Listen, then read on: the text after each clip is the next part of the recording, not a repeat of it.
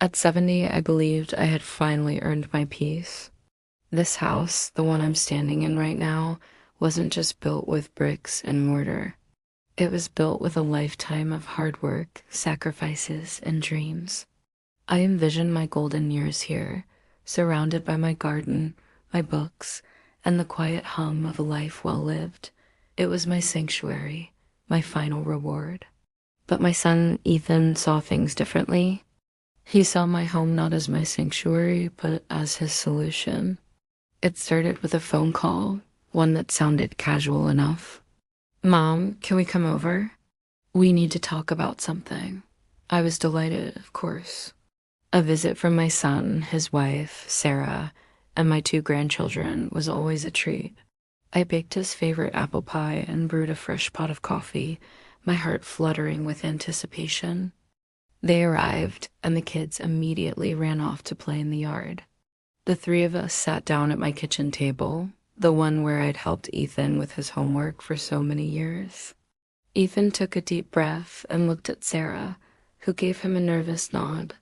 "Mom," he started, his voice a little too cheerful, "we have some exciting news.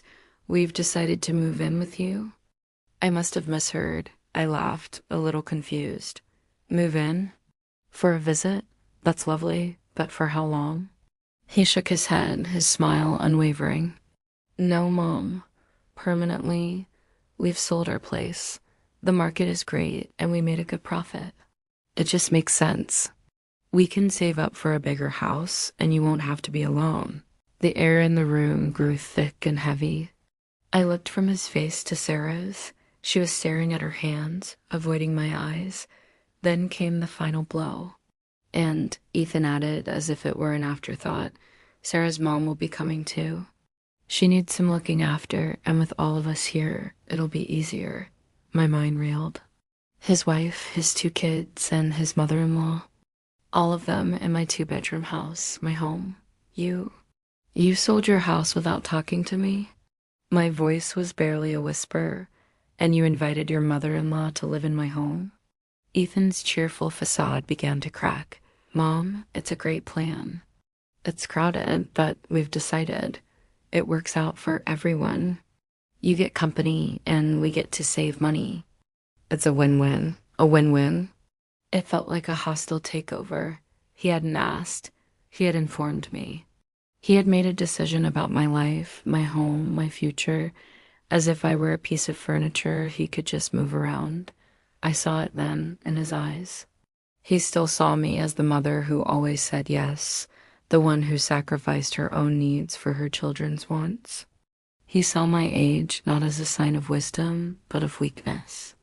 A 70-year-old woman who could be easily managed, pushed aside. The disrespect was a physical blow, but the betrayal was what truly shattered me. It awakened something inside me, a fire I thought had long since turned to embers. I stood up, my hands trembling slightly, but my voice was firm. "No, just that one word." It hung in the air between us, sharp and undeniable. Ethan looked stunned. "What do you mean, no?" "Mom, we've already sold the house. The deal is done." I looked him straight in the eye. "That sounds like your problem, Ethan, not mine. This is my house. I worked my entire life for this peace, for this space.